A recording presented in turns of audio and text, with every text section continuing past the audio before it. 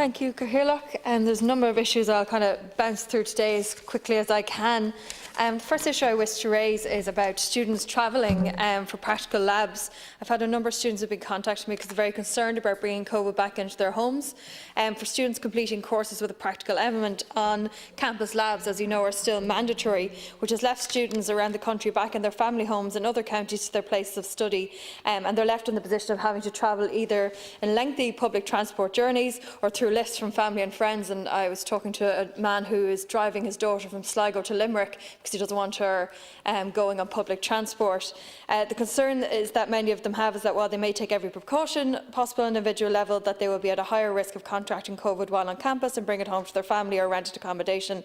And many have been in touch with me, have asked why they cannot have all their labs grouped together, sort of towards the end of the year in a few months' time, when hopefully there is lower rates of infection.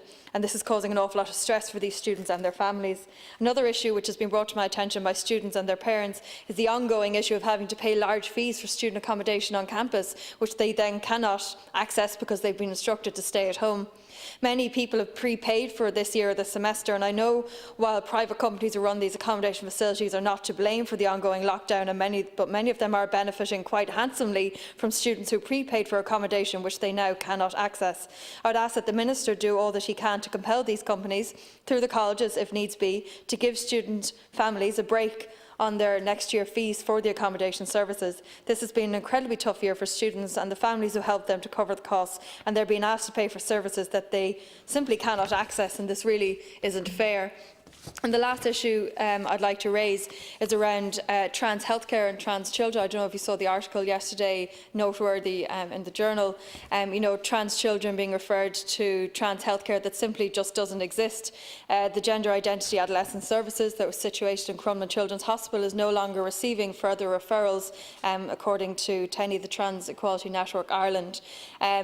A long-awaited report came out in December, and one of the recommendations was that psychological support for those under 18 should be provided and delivered by the Irish Health Service rather than in the UK, as was previously the situation. And I suppose this has come about because this is a failure, I think, of the HSE to develop and implement a proper multidisciplinary team to support the provision of care for young trans people in Ireland.